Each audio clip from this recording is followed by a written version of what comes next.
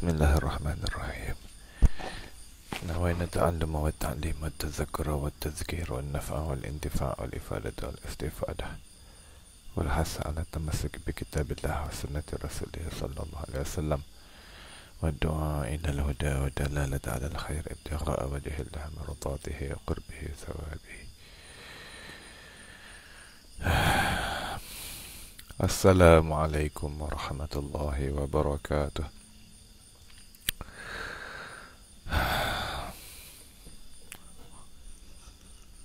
Mohon Abang Khalid Pedang Singa minta bagi maklum balas suara jelas atau tidak sebelum kita mulakan majlis.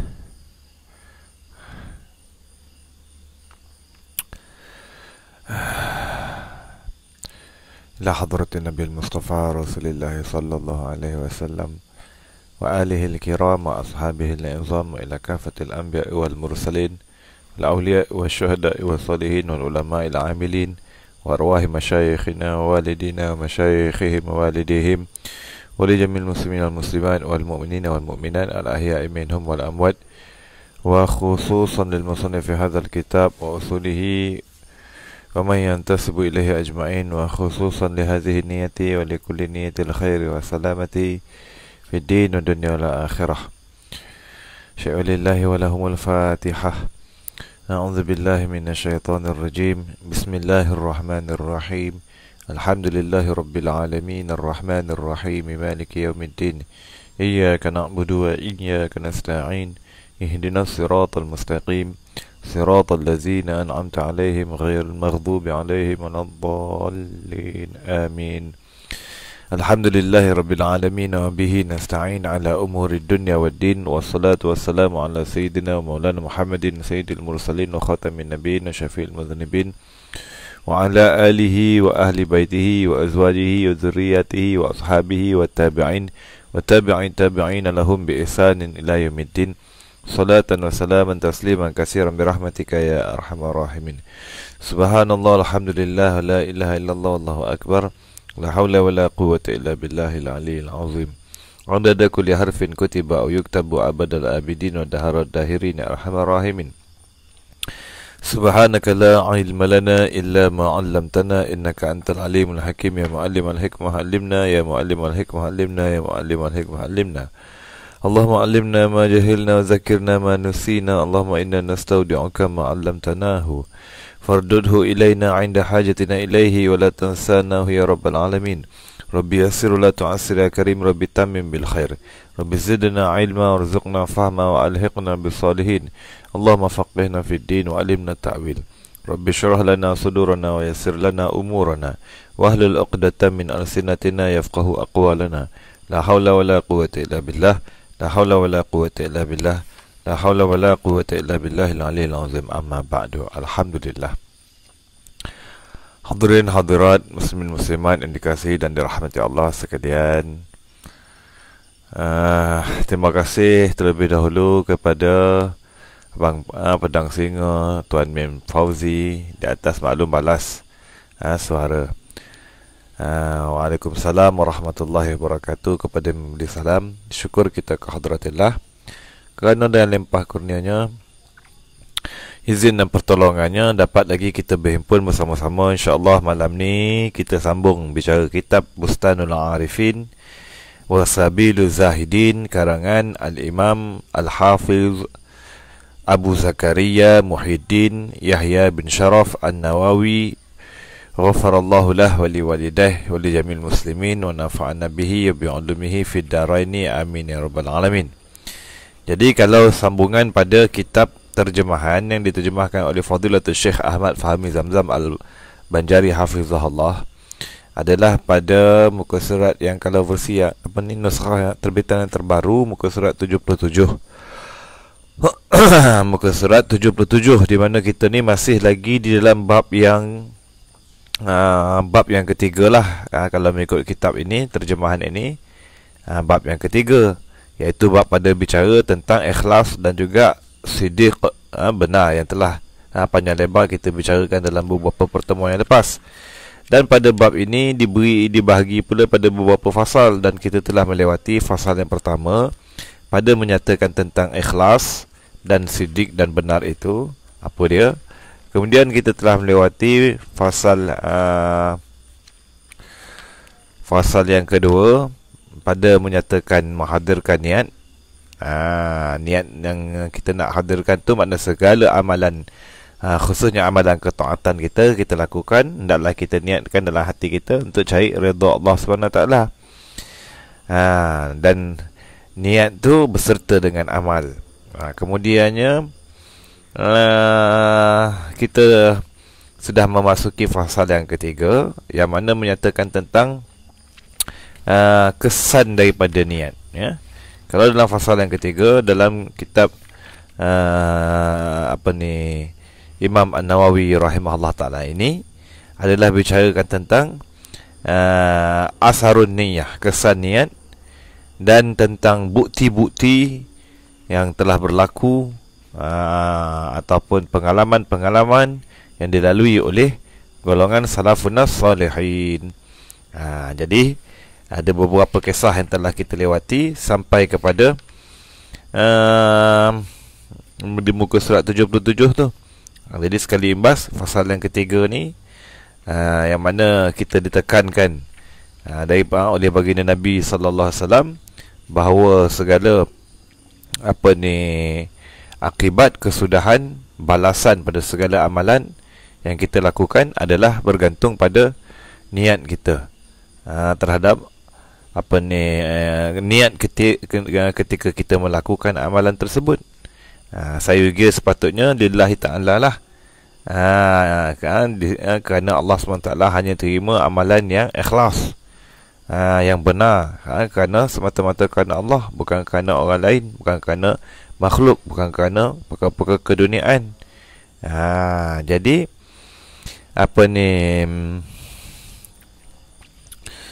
itu pada awal fasal lah, kita dipertekankan, diperingatkan, dan telah dibentangkan kepada kita beberapa perkara-perkara kebaikan. Dan kita sampai kepada pembicaraan kata tuan penterjemah tu, berkata Imam Abu Sulaiman Ad-Darani rahimahullah ta'ala, yang beliau nakal ni ataupun tukil daripada perkataan Imam Fudail bin Iyad radhiyallahu anhu, katanya, sebenarnya tidak sampai orang yang sampai di kalangan kami dengan sebab banyak sembahyang atau puasa, tapi mereka sampai dengan sebab murah diri, lapang dada, dan memberi nasihat bagi umat. Baik, jadi kata Imam An-Nawawi rahimahullah ta'ala,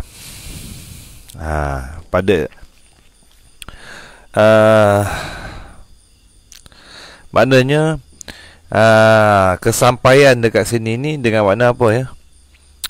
Tidak sampai orang yang sampai.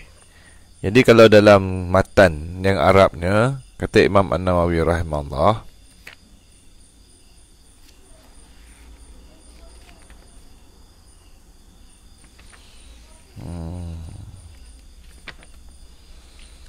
ma adraka indana man adraka bikasrati salatin wala saumin walakin bisakha'il anfus wa salamati sudur wa nushi lil ummati. Maknanya tidaklah mereka ini sampai kepada kedudukan mereka ataupun pada tahap beragama mereka itu yang sempurna. Bermula dengan pengenalan terhadap Allah Subhanahu Wa Taala dan juga amal ketaatan yang disertai dengan keikhlasan dan kejujuran, dan kemudiannya memberi manfaat kepada manusia. Maknanya bukanlah kesempurnaan itu hanya terletak pada semata-mata memperbanyakkan amal ibadat ketaatan seperti solat, puasa, zakat, semata-mata yang kembali manfaat itu kepada diri sendiri. Bahkan dia melibatkan kepada kepentingan umum, kepentingan umat, memberi nasihat bagi umat. Kalau kita tengok tu, kata Imam Abu Sulaiman Ad-Darani yang menukilkan perkataan Imam Fudail bin Iyad, berkata bahawasanya dengan mereka sampai itu kepada kesempurnaan beragama itu dengan pengenalannya terhadap Allah Subhanahu Wa Taala, makrifatnya, dan juga dengan amalannya, iaitulah dengan sebab murah diri, dengan sifat pemurah di dalam hati, maknanya sifat yang memberi, tidak menegah pada perkara-perkara yang wajib, infak-infak yang wajib, begitu juga infak-infak yang sunat, tidak bakhil, tidak kedekut. Kemudiannya antaranya lagi dinyatakan, dan kemudiannya dengan lapang dada. Lapang dada ni maknanya dengan pengertian apa tu? Dengan maknanya keluasan pengetahuan tentang Allah, tentang hukum hakam Allah SWT, tentang hikmah-hikmah, dan seumpamanya. Dan kemudiannya, dan dengan nasihat, memberi nasihat. Nasihat ni makna menghendaki kebaikan terhadap umat. Tu umumlah tu. Kemudiannya, dan berkata Imam Asy-Syafi'i radhiyallahu anhu, sesiapa yang mahu diqadhakan, yakni diputuskan, ditetapkan oleh Allah Subhanahu Wa Taala baginya dengan segala kebaikan, maka hendaklah ia berbaik sangka dengan orang lain. Jadi lanjut pada kata itu, seperti mana yang ini nak memuafakatkan dengan kata-kata yang sebelum tu. Maknanya siapa-siapa, mana apa yang kita dapat pengajaran daripada ini, kata-kata Imam Fudail bin Iyad, begitu juga dengan kata-kata Imam Asy-Syafi'i yang bawah. Maknanya Imam Fudail bin Iyad tu seolah seperti mana yang dikatakan oleh Imam Asy-Syafi'i, man arada ayyaqdiyallahu lahu bil khairi falyuhsinil dhanna bin nas. Barang siapa yang mengkehendaki Allah Subhanahu Wa Taala memutuskan, maknanya merealisasikan ataupun memperlakukan kepada dia tu perkara-perkara kebaikan dunia dan juga akhirat, maka hendaklah ia berbaik sangka dengan orang lain secara umum. Habis. Dan kemudiannya telah meriwayatkan oleh guru kami Imam Al-Hafiz Abul Baqa rahimahullah ta'ala daripada Abu Qabisah,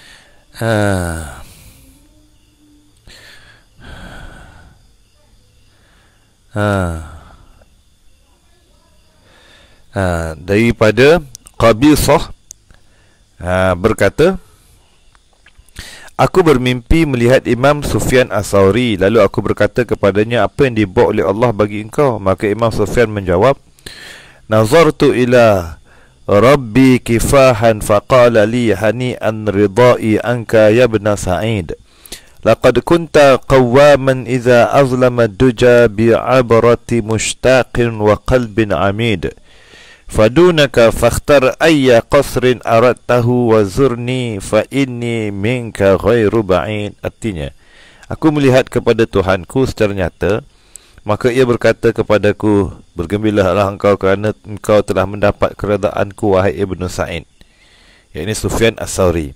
Sesungguhnya dahulu ketika engkau dalam dunia, engkau sentiasa beribadah di waktu malam. Apabila telah gelap, engkau mencurahkan air mata kerana rindu dan hatimu dipenuhi dengan kecintaan. Maka sekarang pilihlah mana-mana istana yang engkau kehendaki. Datanglah menziarahiku kerana aku sentiasa dekat dan tidak jauh daripadamu. Dan telah meriwayatkan oleh guru kami Imam Al-Hafiz Abul Baqa rahimahullah ta'ala daripada Yahya bin Mu'az Ar-Razi rahimahullah ta'ala, beliau berkata, berapa banyak orang yang meminta ampun sedangkan ia dimarahi, dan berapa banyak orang yang berdiam sedangkan ia dikasihi. Maksudnya orang yang pertama ialah orang yang beristighfar tapi hatinya lalai. Orang yang kedua ialah orang yang berdiam tetapi hatinya mengingati Allah Ta'ala. Baik, saudara-saudari yang dikasihi dan dirahmati Allah sekalian, kembali kita kepada pembicaraan tadi itu. Jadi yang ini beberapa kisah yang dibawa oleh Imam Nawawi, beberapa tukilan, antaranya daripada yang pertama kita baca tadi itu daripada Imam Qadhi bin Iyad. Kemudiannya disusuli dengan kata Imam Asy-Syafi'i rahimahullah ta'ala. Jadi dapat pengajaran di sini ni bahawa segala kesudahan tu ataupun balasan tu adalah bergantung kepada niat. Sejauh mana kita mengkehendaki kalau satu amalan tu ikhlas kerana Allah Subhanahu Wa Taala, maka akan mendapat balasannya yang seperti mana yang dijanjikan oleh Allah Subhanahu Wa Taala di dalam Al-Quran. Begitu juga melalui lisan Rasulullah sallallahu alaihi wasallam. Keredaan Allah Subhanahu Wa Taala dan kenikmatan syurga yang penuh dengan kenikmatan.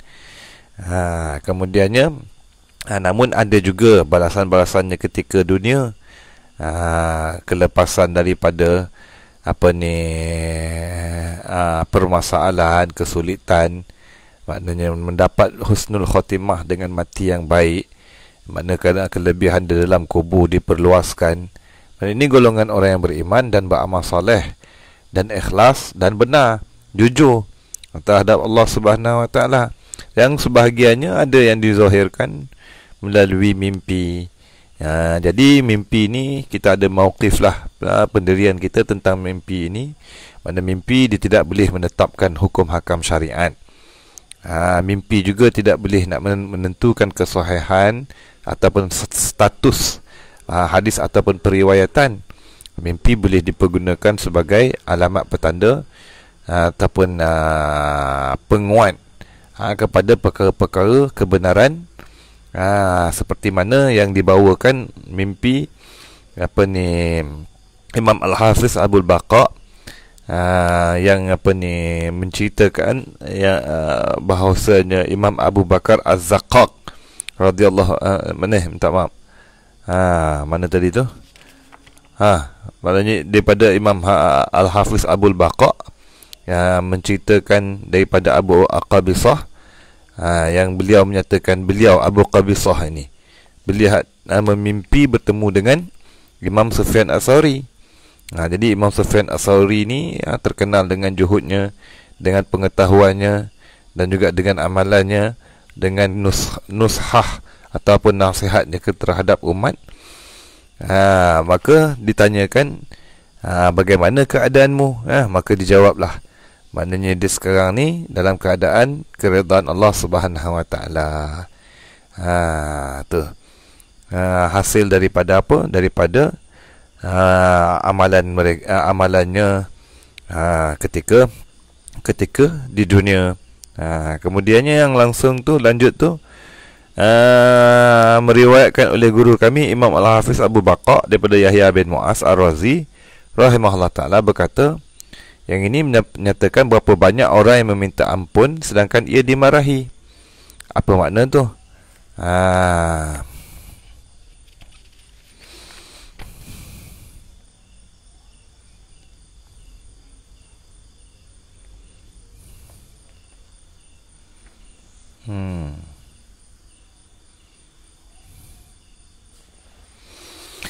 Kam min mustaghfirin mamqut wa sakitin marhum. Hadza istaghfarallah wa qalbuhu fajir, wa hadza sakitun wa qalbuhu zakir. Jadi di sini ada pula dinyatakan maknanya tentang kejujuran ataupun keikhlasan kita pada beramal ibadah adalah merupakan perihal ataupun pekerjaan hati kita. Ya zahir kita melakukan amal ketaatan, seperti mana yang dinyatakan oleh kata-kata yang sebentar tadi, iaitu daripada Yahya bin Mu'az Ar-Razi, berapa banyak, maknanya berapa ramai orang yang meminta ampun, beristighfar, sedangkan ia dimarahi. Kenapa? Dimarahi itu dimarahi oleh siapa? Dimurkai oleh Allah. Dimarahi itu boleh catat, maknanya dimurkai oleh Allah. Berapa banyak orang yang berdiam sedangkan ia dikasihi. Dikasihi oleh Allah. Erti dia apa tu? Orang yang pertama iaitu orang yang minta ampun, beristighfar. Orang yang beristighfar tetapi hatinya lalai, ataupun tuan-tuan catat, hatinya jahat. Hatinya jahat. Jadi istighfar tu kan bertaubat, mohon keampunan.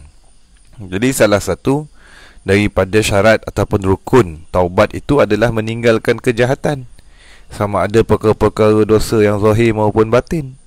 Jadi kalau lidah sahaja mengungkapkan istighfar, tetapi dalam hati tidak benar-benar kita, tidak jujur kita pada memohon keampunan Allah, meninggalkan perkara yang menyebabkan kita berdosa, dan berazam untuk tidak mengulanginya lagi, maka sudah tentulah berada dalam, kekal dalam kemurkaan Allah. Sedangkan yang orang yang kedua tu, orang yang walaupun dia diam, dia tidak beristighfar, dia tidak mengungkap, dia diam, maknanya lidahnya tidak mengungkapkan kata-kata, diam tu tidak mengungkap, tidak berkata-kata, tetapi hatinya mengingati Allah Ta'ala. Diam-diam dia tu, walaupun diam lidah dia tidak mengingati Allah, hatinya sentiasa mengingati Allah Ta'ala. Itu sebab dia dikasihi oleh Allah. Habis. Jadi ini maknanya amalan itu bukan hanya, maknanya penerimaan amalan, segala penerimaan amalan tu bergantung kepada dalaman, bergantung kepada hati kita. Dan berkata Abul Hasan Al-Wa'iz, sesiapa keluar mencari ilmu dan ia berniat akan mengamalkan dengan ilmunya, nescaya ilmunya memberi manfaatkan dia walaupun hanya sedikit ilmu dicapainya. Baik, lanjut lagi, masih lagi tentang kesan daripada niat. Kesan daripada niat kita tu. Kalau niat kita sesiapa yang keluar, yang ini seperti mana Imam An-Nawawi rahimahullah ta'ala meriwayatkan daripada Abul Husain Al-Wa'iz. Kalau dalam satu nuskhah Abul Husain, Abul Husain Al-Wa'iz, kat situ Abul Hasan, dalam nuskhah Arab Abul Husain, Abul Husain Al-Wa'iz berkata, sami'tu Aba Abdillah Ahmad ibn Atta' Ar-Wazbari rahimahullah yaqul, man kharaja ila al-ilmi yuridu al-ilma lam yanfa'u al-ilmu, wa man kharaja ila al-ilmi yuridu al-amala bil ilmi nafa'ahu qalilul ilmi. Baik, ada macam tercicir pada terjemahan. Tuan-tuan tengok balik. Jadi berkata Abu Hasan Abul Husain Al-Wa'iz, sesiapa yang keluar mencari ilmu, sesiapa yang keluar mencari ilmu dan ia berniat akan mengamalkan ilmunya, ada tercicir sebelum tu, catat. Sesiapa yang keluar mencari ilmu, dia berniat ataupun dia berkehendakkan semata-mata ilmu, dia berkehendakkan semata-mata ilmu, yakni dalam braket tanpa amal lah, hanya nak dapatkan ilmu saja, nak sebagai semata-mata periwayatan saja.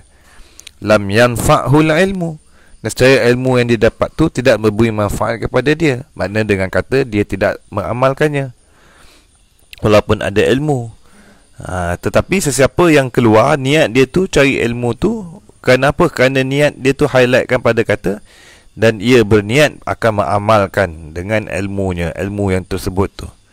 Nescaya ilmu tu, ilmunya yang diperolehi memberi manfaat akan dia, walaupun hanya sedikit ilmu yang dicapainya. Maknanya walau sedikit boleh beramal.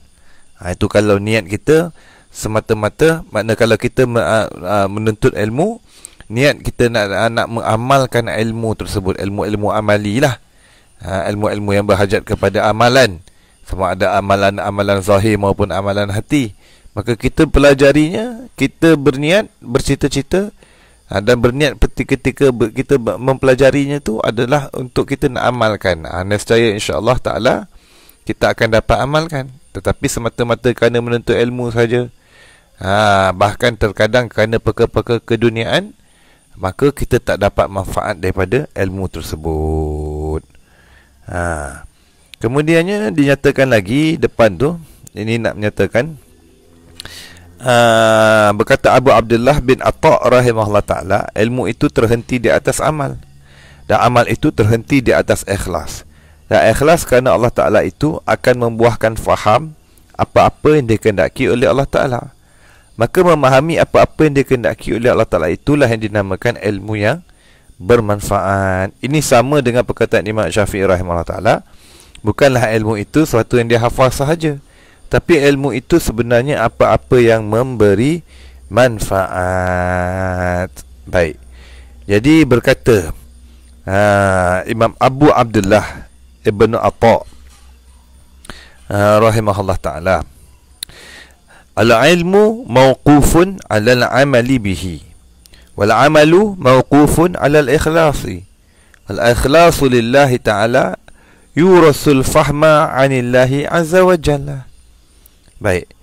Jadi katanya al-ilmu mauqufun, ilmu pengetahuan terhenti di atas amal dengannya, beramal. Maknanya kesinambungan atau kelanjutan daripada ilmu adalah pada amalan.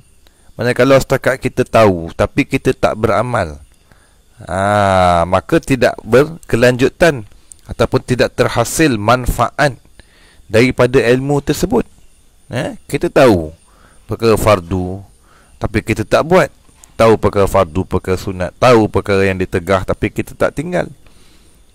Dapat. Jadi ilmu tu terhenti, maknanya dia nak manfaat ilmu tu apabila kita amalkan. Manakala amalan pula, dia pula terhenti di atas ikhlas tu dengan makna apa? Amalan pula bergantung dengan keikhlasan. Itu. Manakala amalan tu tak ikhlas, dia tidak diterima oleh Allah. Tertolak dan mendedahkan diri kita kepada kemurkaan Allah Ta'ala. Jadi maka kemudiannya ikhlas pula. Apabila kita ikhlas menuntut ilmu, kita ikhlas beramal, maka kita akan dapat memahami apa-apa yang dikehendaki oleh Allah Ta'ala. Dapat faham apa yang dikehendaki oleh Allah, apa yang Allah Ta'ala kehendaki kita sebagai hamba-Nya kerjakan ketika kita di dunia ni. Baik. Jadi kita dapat faham, itulah dinamakan ilmu yang bermanfaat. Jadi ni samalah dengan kata Imam Asy-Syafi'i, ilmu itu bukan sesuatu yang dihafaz sahaja, tetapi ilmu itu apa-apa yang memberi manfaat. Apa-apa yang kita amalkan daripada ilmu itu, itulah yang bermanfaat. Kalau setakat kita hafaz, yang kita ceritakan orang, mana dia sekadar periwayatan. Jadi kalaulah seandainya kita tidak beramal, nak perkara-perkara yang fardu pada meninggal, melakukan fardu dan meninggalkan tegahan, maka bersangatan azab seksa dia hari kemudian. Seperti mana kata sabdaan baginda Nabi sallallahu alaihi wasallam dalam satu hadis, asyaddun nasi azaban yaumil qiyamah, bersangatan teruk, bersangatan seksa, azab seksaan pada hari kiamat itu adalah golongan yang al-alimu, orang yang berilmu, lam yanfa'hu Allahu bi'ilmihi, tetapi tidak memberi manfaat ilmu dia tu. Tidak, Allah Ta'ala tidak memberi, tidak menjadikan ilmu pada dia tu bermanfaat. Dengan arti kata ada ilmu tapi tak diamalkan. Dengan kata tahu perkara-perkara fardu, tahu perkara-perkara tegahan, tapi yang fardu tak buat, yang tegahan tu tak ditinggalkan. Kemudiannya, dan telah meriwayatkan kami oleh Imam Al-Hafiz Abu Baqa rahimahullah ta'ala daripada Qasim Al-Ju'i radhiyallahu anhu, agama itu ialah wara'. Agama itu ialah wara', dan seafdal-afdal ibadat ialah melawan nafsu untuk beribadat di waktu malam, dan sebaik-baik jalan syurga itu ialah dada yang lapang. Baik. Jadi lanjut Imam An-Nawawi rahimahullah ta'ala seterusnya meriwayatkan pula daripada Abu Baqa lagi tentang keselamatan hati dan juga jalan menuju ke syurga yang paling afdal.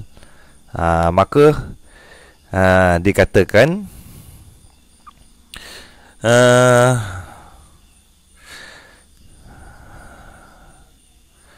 Al-Ju'i ni daripada Al-Qasim, daripada Qasim Al-Ju'i radhiyallahu anhu, agama itu ad-dinu ataupun asluddin. Agama itu makna asas agama. Agama itu dengan arti kata asas agama ialah wara'. Wara' ni apa makna wara', tuan-tuan? Wara' ni ada beberapa pengertian. Antaranya wara' dengan makna memelihara hukum hakam syariat, itu dipanggil wara'. Ada juga wara' dengan pengertian al-akhdhu bil halal yaqinan, mengambil yang halal, mengambil hanya yang diyakini halal. Itu daripada sudut kehidupan kita, makan, minum, pakaian, harta benda, tempat tinggal, kenderaan, ya. Mana kita jaga sungguh-sungguh ambil yang halal, itu dia panggil wara'. Ada juga dengan pengertian al-wara' itu tarkus syubhat, meninggalkan perkara-perkara yang kesamaran hukum hakamnya di dalam agama. Jadi wara' itu adalah merupakan asas kepada agama. Kemudiannya dan seafdal ibadah iaitulah melawan nafsu untuk beribadah di waktu malam. Melawan nafsu untuk beribadah di waktu malam. Yang ini ni dengan kata apa? Antara jumlah amalan-amalan yang sunnah, yang sunat, yang merupakan sunnah Rasulullah SAW, bahkan sunnah para anbiya wal mursalin dan salihin sebelum daripada zaman baginda Nabi lagi, seperti mana yang dinyatakan oleh baginda Nabi SAW, dan masyhur daripada dapat kita masyhurkan lagi tentang kelebihan beribadah malam. Beribadah malam ini, ya.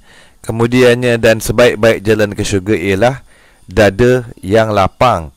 Dada yang lapang ni dengan mana wa afdalul ibadah mukabidatul lail wa afdalu turuqil jannah salamatus sadri.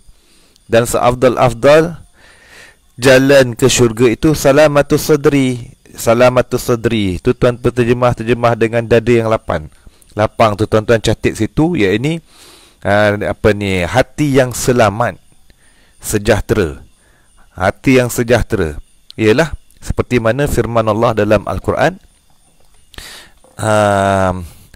al-yawma la yanfa'u malun wala banun, pada hari tersebut, iaitu hari kemudian, hari akhirat, hari kemudian, la yanfa'u malun wala banun, tak memberi manfaat harta benda dan anak pinak, illa melainkan man atallah, mereka yang bertemu Allah, biqalbin salim, dengan hati yang sejahtera.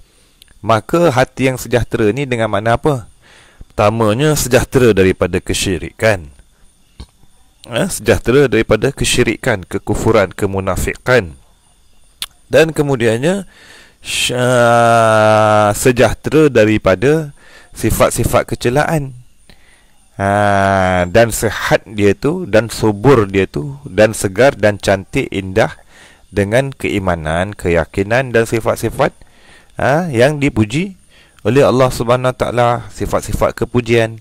Itu makna sejahtera, dada yang lapang, ya. Kemudiannya makna itu mengisyaratkan kepada ikhlasan ni, dua keikhlasan yang besar, ya. Dua ikhlasan yang besar ni, kita ingatlah dalam Al-Quran ada dua surah yang dinamakan dengan surah Al-Ikhlas. Satu kita sedia maklum dah, surah Al-Ikhlas, Qul huwallahu ahad tu. Satu lagi apa dia? Juga dinamakan surah Al-Ikhlas, selain daripada namanya Al-Kafirun, namanya surah Al-Ikhlas. Jadi itu dua surah Al-Ikhlas ni, kata baginda Nabi, yang seafdal-afdal dibaca dalam salat-salat sunat, bahkan terkadang dalam salat fardu pun.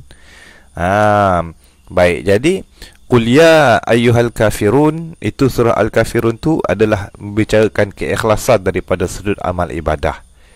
Manakala surah Al-Ikhlas itu membicarakan ikhlas daripada sudut akidah. Jadi ini dua keikhlasan yang besar yang kita dituntutkan dalam kehidupan kita, tidak lain wa ma umiru illa liya'budullaha mukhlishina lahuddin.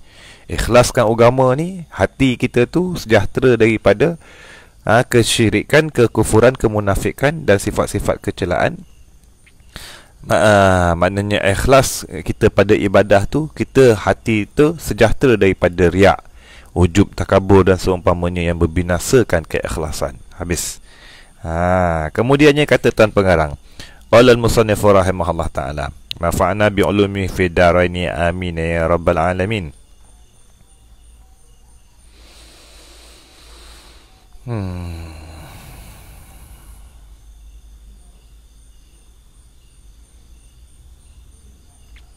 وأخبرنا شيخنا أبو البقاء أخبرنا أبو محمد أخبرنا أبو بكر أخبرنا الخطيب أخبرنا أحمد بن الحسين ابن السماك قال سمعت أبو بكر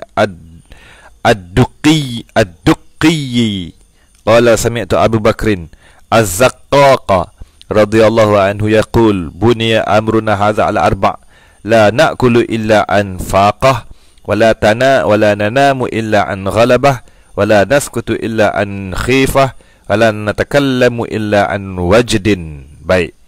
Jadi yang lanjut ni pula telah meriwayatkan akan kami, maknanya ini telah kita maklumkan beberapa kali dalam pertemuan yang lepas-lepas, apabila Imam An-Nawawi katakan beliau meriwayatkan, tu bermakna beliau mempunyai sanad silsilah periwayatan sampai kepada periwayat lah oleh Imam Al-Hafiz Abul Baqa rahimahullah ta'ala daripada Qasim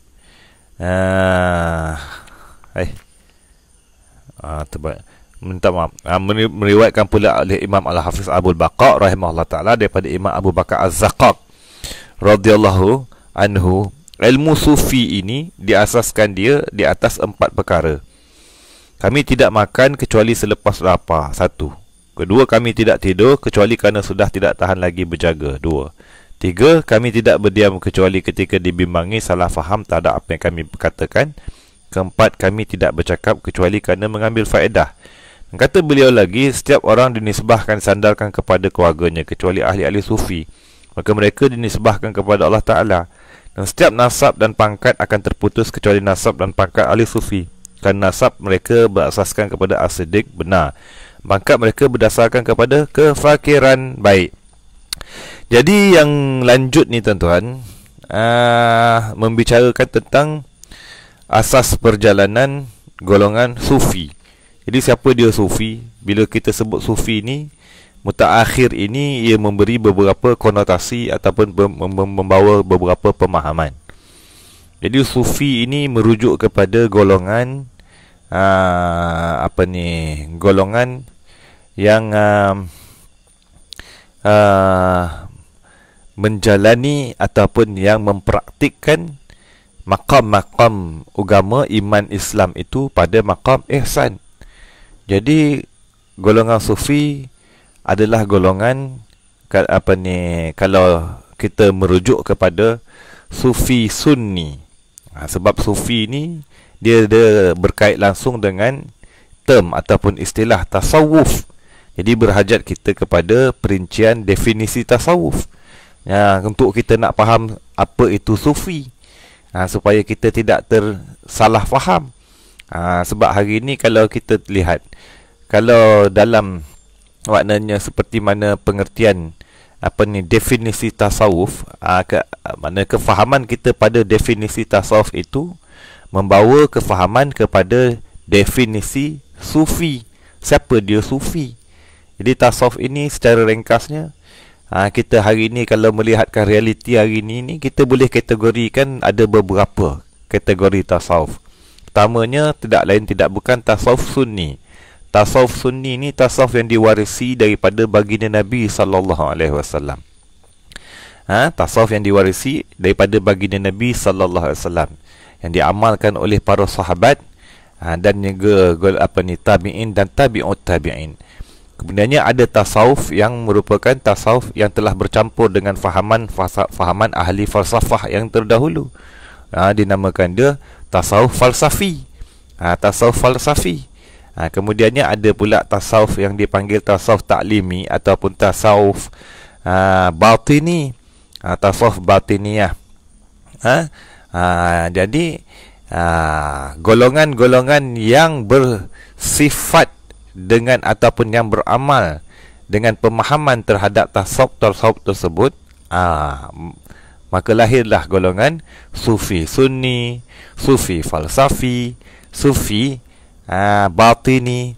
Jadi ini perkara ni panjang lebar perbicaraannya, kita tidak berhajat berpanjang.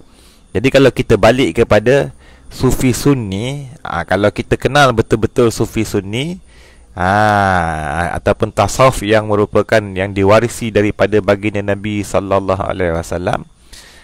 maka insya-Allah taala akan menyelamatkan kita daripada tasawuf tasawuf yang menyimpang daripada tasawuf yang sunni. Jadi tasawuf yang sunni ni tuan-tuan, kalau kita lihat pengertian dia tu, dia balik kepada keikhlasan dalam beramal ibadah. sidqut tawajjuh ila Allah. Jadi kalau kita lihat dalam kitab Haqa'iq an Tasawuf, Tuan Pengarang ada menyatakan tentang definisi tasawuf ini, sehingga mencecah, kalau tak silap sampai ke 200 pendefinisian. Banyak definisi dia, 200 definisi. Antaranya definisi yang masyhur seperti mana yang diberikan takrifannya oleh Syekhul Islam Zakaria Al-Ansari rahimahullah ta'ala, yang menyatakan bahawa tasawuf itu ialah ilmu pengetahuan yang dengannya yu'rafu bihi ahwalu tazkiyatin nafsi. Ilmu yang kita mempelajarinya, kita tahu tentang tazkiyatun nafsi, penyucian diri, wa tasfiyatul akhlaq, dan penjernihan peribadi, wa ta'miri zahiri wal batini, dan pengurusan ataupun pengimarahan zahir dan batin, jiwa dan raga kita tu. Bagi tujuan apa? Linaili, bagi mencapai as-sa'adati, kebahagiaan al-abadiyah, yang berkekalan. Ataupun ada juga dengan definisi yang lain, tasawuf itu ialah at-takhalluqu bi khuluqin saniyin, maknanya berakhlak dengan segala akhlak-akhlak yang terpuji dan menjauhi segala akhlak-akhlak yang keji. Makna kalau tasawuf sunni ni tuan-tuan, dia balik kepada tasfiyah ataupun tazkiyah, penyucian diri. Jadi orang yang menjalani jalanan tasawuf sunni ini disebut sebagai golongan mutasawwif. Mutasawwif. Manakala golongan yang sempurna ataupun golongan yang istiqamah pada pengamalan tasawufnya itu disebut sebagai sufi. Itulah golongan sufi itu, iaitu man safa qalbuhu lillah, orang yang telah jernih hati dia semata-mata kerana Allah Subhanahu Wa Taala. Dia ikhlas, dia jujur, dia benar, dia golongan yang berimal dan beramal soleh. Jadi seperti mana kata Imam Ahmad Ibn Hanbal rahimahullah ta'ala, jadi kalaulah seandainya seseorang alim ulama itu beramal dengan ilmunya, maka itulah sufi yang sebenar. Jadi bukan sufi yang dimaksudkan itu sufi yang bermain dengan kata-kata, sufi yang bermain yang telah terpalit dengan fahaman-fahaman yang menyimpang daripada fahaman ahli sunnah wal jamaah, seperti sufi ahli falsafah, sufi batiniah, yang tak dapat tidak berhajat kepada kita untuk kita mempelajarinya, supaya kita terselamat daripada terpalit dengan fahaman-fahaman ini. Jadi kalau melihat sejarah perkembangan, kenapa pula kalau ditanyakan istilah tasawuf ni tak ada pun terbit, tak ada pun didengar perbicaraannya masa zaman Nabi, zaman sahabat. Hanya dia terbit tu lepas kurun yang keberapa, lepas daripada dah kurun yang ketiga hijrah, ataupun maknanya dah kemudian dah mutaakhir daripada kurun-kurun yang terbaik. Jadi ada juga diterangkan sejarahnya. Kalau nak cerita sejarah perkembangan ni, kita boleh ringkaskan sebeginilah. Tasawuf ini pada zaman Nabi SAW ialah musamma bila ismin, iaitulah yang bernama tanpa nama. Manakala yang kemudian ini jadi maknanya yang bernama tanpa nama tu makna apa? Jadi tasawuf itu ada pada zaman sahabat. Masa zaman sahabat dengan bimbingan baginda Nabi sallallahu alaihi wasallam, para sahabat dengan keimanan, dengan peramalan berpaling daripada keduniaan. Hidup sekadar ala kadar, ambil sekadar hajat, sekadar keperluan, dan menumpukan kepada amal ibadah dan juga kepada memberi manfaat kepada ummah. Namun apabila telah kewafatan baginda Nabi sallallahu alaihi wasallam, sedikit demi sedikit mula berhadap ada di kalangan sahabat yang berhadap kepada keduniaan, mengejar perkara-perkara keduniaan, kemewahan, seperti mana pernah dinyatakan sendiri oleh Sayyidatina Aisyah radhiyallahu anha bahawa awwalu bid'atin zaharat, awal-awal perkara bid'ah yang zahir selepas daripada kewafatan baginda Nabi sallallahu alaihi wasallam ialah apa dia? Makan sehingga kenyang. Jadi itu kemewahan. Jadi apabila zaman berlalu, ummah sudah berhadap mengejar kepada kemewahan dan keduniaan, maka ada kumpulan maknanya yang istiqamah dengan kezuhudan mereka terhadap keduniaan bangkit dan mengajak umat kepada kezuhudan, kepada kasihkan kepada keakhiratan, persiapan hari kemudian, dan berpaling daripada keduniaan yang melalaikan. Jadi golongan inilah yang dinamakan sebagai golongan mutasawwif ataupun golongan sufi. Jadi ia ada, kalau nak bicara tu panjang lebar lah tuan-tuan. Jadi kita tak bercadang. Kalau kita lihat apa dia jalanan asas-asas seperti mana yang dikatakan oleh Imam Al-Hafiz Abu Bakar rahimahullah ta'ala tu, daripada Imam Abu Bakar Az-Zaqqaq radhiyallahu anhu, ilmu sufi ini diasaskan di atas 4 perkara. Kalau kita rujuk 4 perkara ni semua kembali kepada kezuhudan, perihal zuhud. Sebab kalau kita tengok Bustanul Arifin, sebahagian daripada nuskhah Arab ada yang disertakan dengan tajuk Bustanul Arifin Wasabiluz Zahidin, taman bagi orang-orang yang arif dan juga jalan bagi orang-orang yang zuhud. Jadi ringkas kata, tasawuf yang dipertekankan oleh sunnah baginda Nabi sallallahu alaihi wasallam adalah terletak pada perbicaraan maqam ihsan.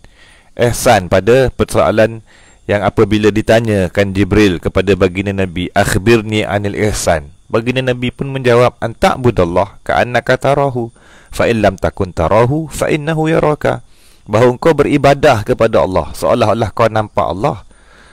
Seandainya kau tak mampu berbuat demikian, maka ketahuilah Allah Ta'ala sentiasa memerhatikanmu. Jadi ini adalah merupakan kemuncak dalam kita, jalanan kita beragama. Ibaratnya dengan kata lain, kita ni tuan-tuan beragama ni dia kombinasi daripada akidah, daripada ibadah dan juga akhlak kan. Jadi dasar kalau kita umpamakan agama ni sebagai suatu bangunan piramid, seperti contohnya yang paling bawah sekali tingkat, kita bagi tingkat 3 tingkat. Tingkat paling bawah sekali adalah akidah, keimanan. Tingkat yang kedua tu adalah tentang ibadah, keislaman. Dan yang tingkat yang ketiga itu adalah tentang ihsan atau keikhlasan kita, kejujuran kita dalam melakukan amal ibadah. Maka 2 tingkat lagi yang atas tu adalah terbina di atas tingkat yang bawah ni. Kalau tingkat yang bawah, bab akidah kita punah, robohlah binaan agama kita. Namun kalau bawah saja semata-mata, tanpa 2 tingkat yang atas tu tidak sempurna. Jadi kesempurnaan beragama ni dia lengkap dengan iman, Islam dan ihsan. Maka tumpuan kepada keihsanan itu, tumpuan kepada nak menghadirkan niat, nak menjaga niat, nak menyucikan hati daripada sifat kecelaan, nak hiaskan hati dengan sifat-sifat kepujian, itulah, disitulah tumpuan pada perbicaraan ilmu tasawuf. Tengok tu, kami tidak makan kecuali selepas lapar. Makan bukan untuk nak berlazat-lazat. Seperti kebanyakan kita umum kita orang-orang awam, ataupun kita orang-orang kebanyakan, memanglah kecenderungan kita ni terhadap makanan ni kelazatan, kesedapan, kekenyangan, ya. Namun golongan-golongan sufi, mereka makan adalah atas dasar untuk hidup dan untuk dapat tenaga untuk buat amal ibadah, bukan untuk nak bernikmat-nikmat, bersedap-sedap.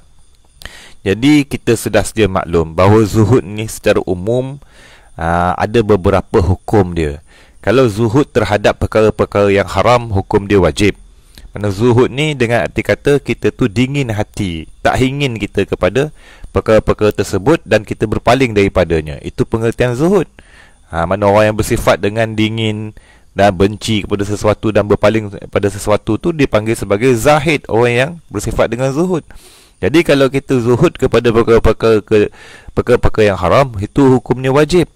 Adapun zuhud pada perkara-perkara yang harus, perkara-perkara yang harus seperti makan, minum yang halal, pada kesedapan hukumnya.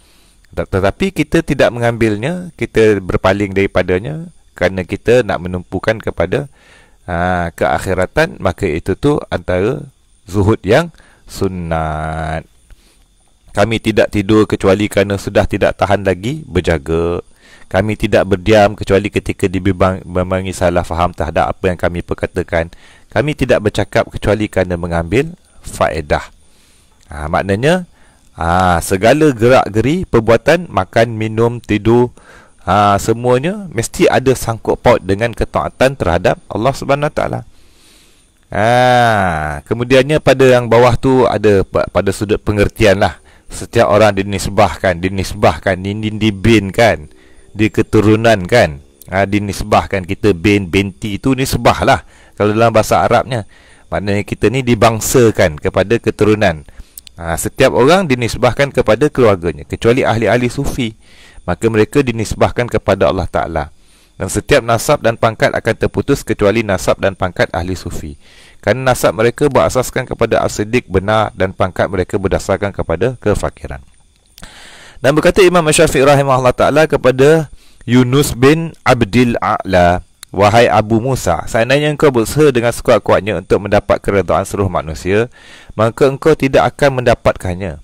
Oleh kerana itu, maka yang perlu hanyalah supaya engkau mengikhlaskan amalanmu dan niatmu kerana Allah Ta'ala.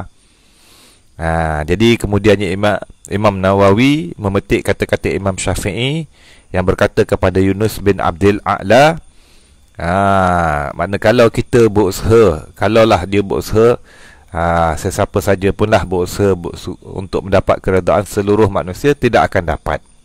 Kita nak buat semua orang suka kat kita, kita tidak akan mampu. Nak kita nak buat orang suka pula dengan menggunakan amal ibadah, itu lagi tak boleh. Itu perkara tu dinamakan riak. Sebab kita menuntut talabul manzilah fi qulubin nas, kan, menuntut kedudukan di hati manusia, itu riak. Jadi yang kita nak kena jaga sungguh tuan-tuan, setiap amal ibadah kita ialah kita nak fokuskan kepada nak mendapatkan keredaan Allah. Itu kena tetapkan niat kita lillahi ta'ala, la li ghairihi, bukan kerana selain Allah. Kemudiannya Imam Nawawi meriwayatkan pula daripada Imam Al-Hafiz Abul Baqa rahimahullah ta'ala lagi, daripada Abu Abdullah Al-Maghribi rahimahullah, berkata seorang ahli sufi yang tidak memiliki kebenaran, maka pembuat tembikar lebih baik daripadanya. Yang ini kembali, maknanya seorang sufi yang tidak ada kebenaran tu maknanya tidak ada kejujuran. Tidak ada kejujuran, dengan kata lain tidak ada sifat siddiq. Kita pada pertemuan yang lepas-lepas kita dah bicarakan dah, siddiq itu tuan-tuan, makna apa siddiq? Siddiq ni dengan makna benar ataupun dengan makna jujur. Jadi siddiq itu ada beberapa diguna pakaikan pada beberapa tempat yang telah kita terangkan. Jadi siddiq ni adalah merupakan kesempurnaan kepada ikhlas. Seolah-olah seperti mana Imam Al-Ghazali rahimahullah ta'ala terangkan dalam kitab Ihya beliau, bahawa ikhlas ini seolah-olahnya terdiri daripada 3 rukun, iaitu niat, kemudiannya menafikan campuran pada niat, dan yang ketiganya benar. Benar pada niat, makna jujur kita, kejujuran. Jadi kalau seseorang itu dia mendakwa diri dia sufi, tetapi dia tidak ada kejujuran, tidak bersifat dengan benar, maka seorang pembuat tembikar, mana orang biasa, orang-orang awam, maknanya orang-orang yang ada pencarian kehidupan, makna sufi ni lebih dahulu, kalau yang beberapa ketika dikenali sebagai golongan yang mengasingkan diri, menumpukan diri kepada amal ibadah, menumpukan diri kepada amal ibadah, tak kejar keduniaan, kan. Tetapi kalau seandainya dia berpaling daripada keduniaan, menumpukan pada amal ibadah, tetapi niat di hatinya tidak benar, kerana nak dapatkan pujian orang, kerana pemalas bekerja dan seumpamanya, maka seorang orang yang bekerja, orang yang tidak hanya menumpukan kepada ibadah, lebih baik daripada dia. Tu. Kerana apa pula? Daripada sudut, kerana sudut tidak ada kejujuran, maka tidak ada keikhlasan. Maka yang tinggal apa? Kalau tak ada jujur, tak ada ikhlas, tak ada apa, tinggal kepura-puraan lah. Jadi depan akhir ni ada Imam An-Nawawi akan membawa satu kisah. Kisah ni kita boleh soroti. Sebelum tu kita tengok depan sikit lagi. Dan juga telah meriwayatkan daripada Muqatil bin Salih Al-Khurasani, beliau berkata, pada satu hari aku masuk ke rumah Ahmad. Ni kisah terakhir ni. Jadi kalau nak baca ni panjang. Seperti selalu kita go through, kita habiskan kisah ni, tamamlah bab yang ketiga ataupun bab yang pertama pada nuskhah yang Arab. Jadi kisah ni yang terakhir ni Imam Nawawi bawa satu kisah yang ini memberi pengajaran terhadap kita supaya kita ni menjadi orang yang berilmu, beramal, dan kalau boleh kita menjadi golongan sufi yang benar-benar jujur, ikhlas terhadap Allah SWT dalam beragama, dalam kehidupan. Ini contoh yang kita boleh ikuti, dan juga banyak faedah, kata Imam Nawawi, yang kita boleh ambil daripada kisah ini. Jadi kisah ni yang mana satu hari, yang ni kisah daripada Muqatil bin Salih Al-Khurasani, beliau berkata pada satu hari beliau masuk ke rumah Hammad bin Salamah. Hammad bin Salamah radhiyallahu ta'ala anhu. Jadi Hammad bin Salamah ini adalah seorang yang daripada kalangan salafun salihin, yang mana Imam Az-Zahabi memperikan beliau bahawa beliau adalah al-imamul qudwah, imam ikutan, dan beliau adalah merupakan seorang syekhul Islam, seorang ulama yang bergelar syekhul Islam. Jadi beliau, di rumah beliau, tengok ini menunjukkan kezuhudan beliau. Walaupun beliau ulama besar, imam qudwah, ikutan masyarakat, ikutan umat, sedangkan tidak ada di rumahnya kecuali hanya sehelai tikar yang didudukinya dan sebuah Al-Quran. Tikar untuk diduduk, untuk solat, Al-Quran untuk dibaca, dan uncang, beg untuk nak bubuh kitab-kitab, dan juga kendi, gayung untuk nak ambil air semayang. Maka ketika aku sedang duduk di sisinya, tiba-tiba terdengar bunyi orang mengetuk pintu rumah. Lalu beliau berkata kepada khadamnya, cuba engkau keluar. Khadam ni makna apa? Yang pengkhidmat, yang berkhidmat kepada beliau. Cuba engkau keluar dan lihat siapa yang mengetuk pintu kita. Khadamnya pun keluar, tanya siapa datang.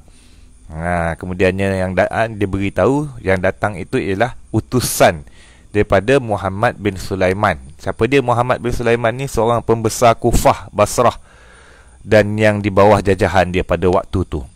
Nama beliau Muhammad bin Sulaiman bin Ali. Muhammad bin Sulaiman bin Ali bin Abdullah ibni Abbas, bin Abdullah bin Abbas. Jadi Imam Hammad ni, beliau wafat, Hammad bin Salamah ni wafat pada tahun 167 Hijrah ya. Manakala ni pembesar ni Muhammad bin Sulaiman ini lahir 122 Hijrah, wafat 172 Hijrah. Jadi utusan, kira utusan raja lah, ataupun utusan pembesar, utusan gubernur lah barangkali waktu tu. Jadi apa kehendaknya? Jadi kemudiannya katanya kepada biarlah dia masuk sendirian sahaja. Lalu dia pun masuk, baca satu surat, Bismillahirrahmanirrahim, dengan nama Allah yang Maha Pemurah lagi Maha Mengasihan, daripada Muhammad bin Sulaiman kepada Hammad bin Salamah. Amma ba'du. Maka semoga Allah memberikan kesejahteraan kepadamu seperti mana ia telah memberi kesejahteraan kepada para awliya dan orang-orang yang mentaatinya.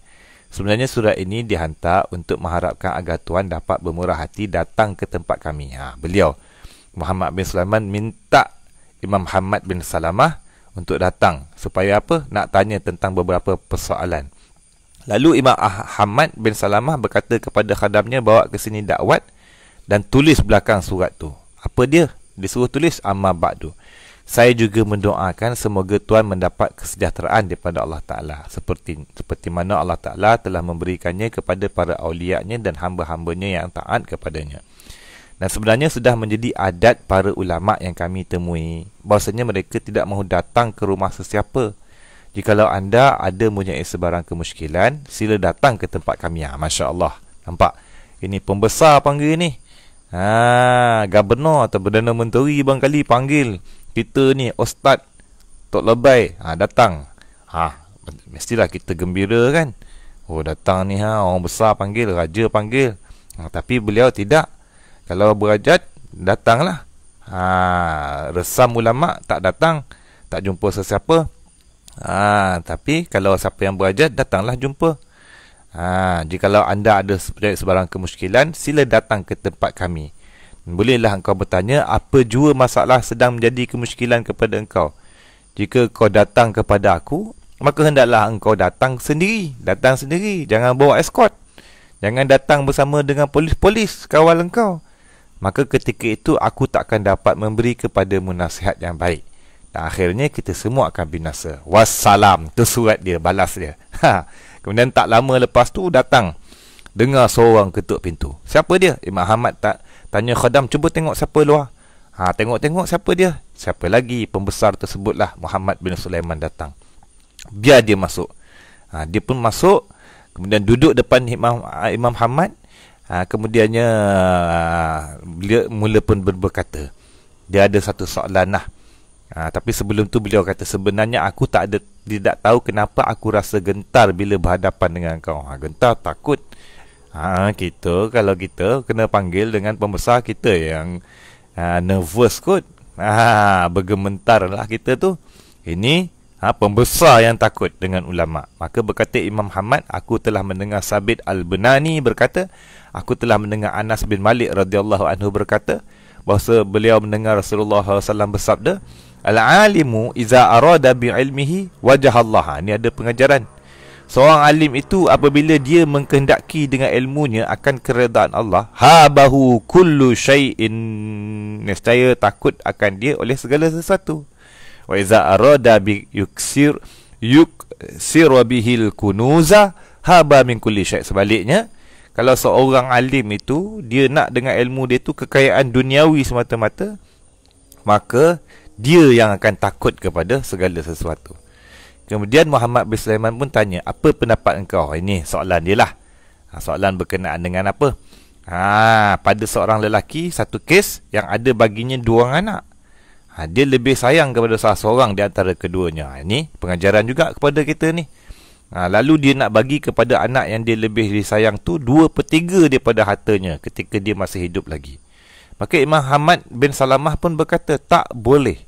Semoga Allah merahmati engkau, kerana aku telah mendengar Anas bin Malik radhiyallahu anhu berkata, aku telah mendengar Rasulullah SAW bersabda, Innallaha azza wa jalla iza arada an yu'azziba 'abdan bimalihi waffaqahu 'inda mautihi liwasiyatin jairah. Sungguhnya Allah Ta'ala bila hendak mengazab seorang hamba dengan hartanya sendiri, maka Allah Ta'ala mengilhamkan kepadanya ketika ia hendak mati dengan satu wasiat yang zalim. Zalim tak boleh menafikan hak. Ini kena jagalah. Memanglah fitrah kita ni, kita tu mana nak kita nak sama berat kasih kita. Kadang anak-anak tu kan ada yang taat kita kasih lebih, ada yang kurang kita kasih kurang. Jadi namun daripada sudut pembahagian, daripada sudut hak, kita tidak boleh menafikan, tak boleh berlaku zalim. Tak boleh kita nak melebihkan anak-anak yang kita kasihi berbanding dengan yang kita tidak kasihi pada pembahagian harta pusaka ataupun pada keadilan pemberian. Jadi yang itu tu ditegaskan hukumnya. Jadi itulah yang dia nak tanyakan. Selesai dah tanya tu, lalu Muhammad bin Sulaiman pun bertanya lagi. Ada satu lagi hajat, tapi bukan soalan, ini perkara lain lah.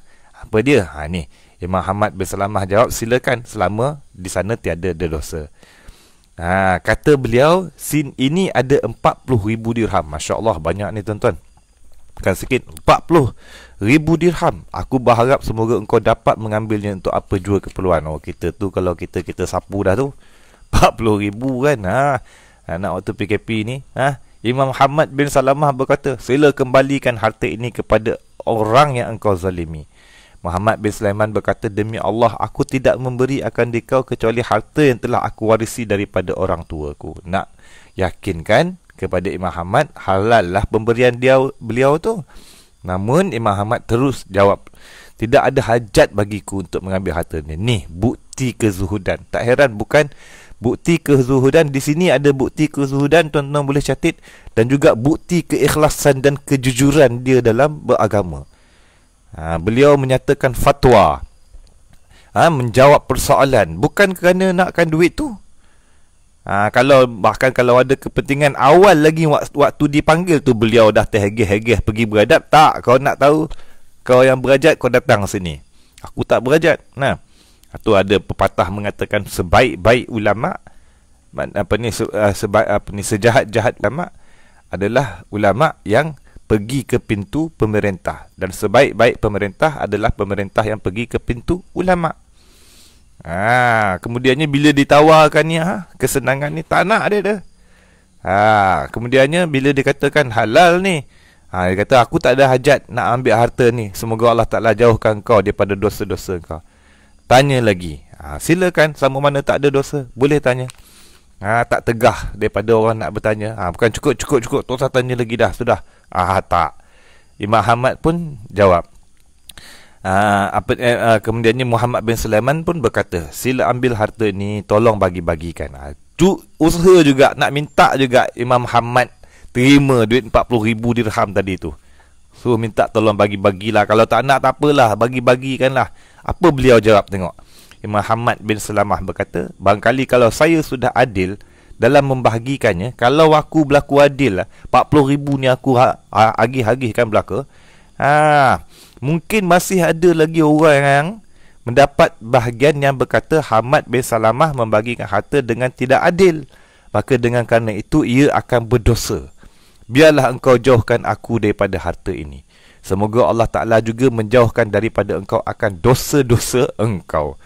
Maka alangkah bagusnya cerita ini, dan banyak sekali faedah-faedah yang terkandung dalamnya, mengandungi perkara-perkara yang perlu diberi perhatian, dan beberapa ungkapan yang indah yang menunjukkan kematangan orang yang mengucapkannya. Ini sudah jelas dan tidak perlu lagi untuk dihuraikannya.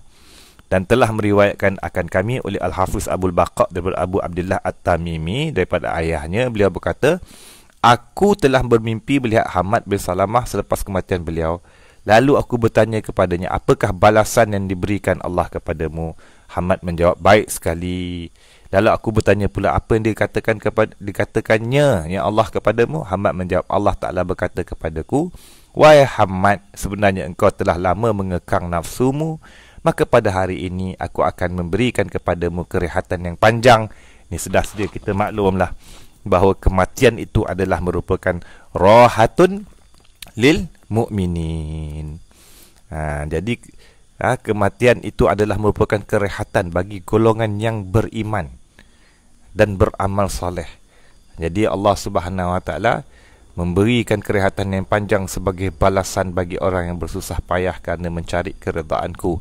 Untung sekali perniagaanmu, untung sekali perniagaanmu. Engkau sebenarnya tidak tahu apa yang telah aku siapkan untuk mereka. Baik tuan-tuan, selesailah perbicaraan bab yang ketiga. Ataupun kalau ikutkan dalam teks asal dalam bahasa Arab, kita sebenarnya baru selesai bab yang pertama. Saya pernah maklumkan sebelum ni bahawa kitab Bustanul Arifin ini Imam Nawawi karang ada 4 bab. Namun tuan penterjemah dengan inisiatif beliau menjadikan ia 5 bab. Jadi kita telah melewati bab yang pertama, kedua dan ketiga ni bicara tentang ikhlas, benar dan menghadirkan hati ni. Sebenarnya tuan-tuan adalah merupakan bab yang pertama. Sampai situ dahulu, insya-Allah taala panjang umur kita akan sambung pada pertemuan akan datang bab yang keempat yang merupakan bab yang kedua daripada kitab yang versi Arab. Ya. Jadi sampai sini dahululah Lebih kurang harap dimaafkan. Salah silap saya tu harap diperbetulkan. Akhir kata saya seru diri saya sendiri dan tuan-tuan yang dikasihi sekalian, supaya kita sentiasa mengikhlaskan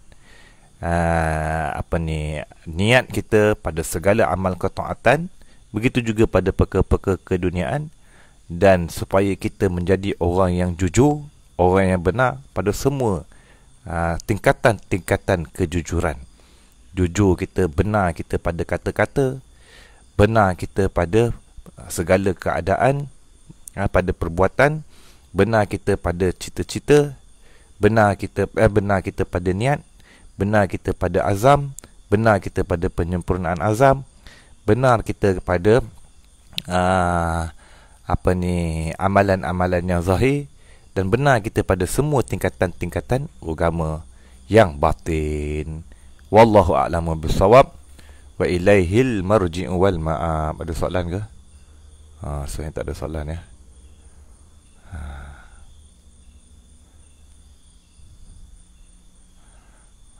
Kalau ada soalan, kita tangguhkan pertemuan kita sampai sini dahululah. Terima kasih kepada tuan-tuan semua yang bersama-sama. Barakallahu fikum wa iyana. Semoga beroleh manfaat, semoga beroleh ilmu yang bermanfaat, yang diberkati oleh Allah Subhanahu Wa Taala. Sekian dahulu. Alhamdulillahirabbil alamin, wassalatu wassalamu ala asyrafil anbiya wal mursalin wa ala alihi wa sahbihi ajma'in. Allahumma akhrijna min zulumatil wahmi wa akrimna bi nuril fahmi waftah alaina bi ma'rifatil ilmi wa sahhil lana abwaaba fadlik wa anshur alaina min khazainir rahmatik ya arhamar rahimin. Allahumma nawwir qulubana bi nuri hidayatik kama nawwartal arda was sama' bi nuri syamsik. Allahumma arinal haqqa haqqan warzuqna ittiba'ah wa arinal batila batilan warzuqna ijtinabah. Allahumma arinal asya' kamahi, Allahumma arinal asya' kamahi, Allahumma arinal asya' kamahi. Rabbana atina fid dunya hasanah wa fil akhirati hasanah wa qina azabannar. Allahumma khtim lana bi husnil khatimah wa la takhtim alaina bi su'il khatimah. Wa sallallahu ala sayyidina Muhammad wa ala alihi wa sahbihi wasallam wa aziqna halawatal imani bima ja'a bihi walhamdulillahi rabbil alamin. Taqabbalallahu minna minkum. Bismillahirrahmanirrahim. Wal asr innal insana lafi khusr illa allazina amanu wa amilus solihat wa tawasaw bil haqqi wa tawasaw bis sabr. Subhanakallahumma bihamdika asyhadu an la ilaha illa anta astaghfiruka wa atubu ilaik. Kepada yang mengucapkan terima kasih, sama-sama kasih Omak Puan Hajijah Hajah Jalilah, dan juga Abah Tuan Haji Arifin, mak dan ayah mentua. Sekian, wabillahi taufiq wal hidayah. Assalamualaikum warahmatullahi wabarakatuh.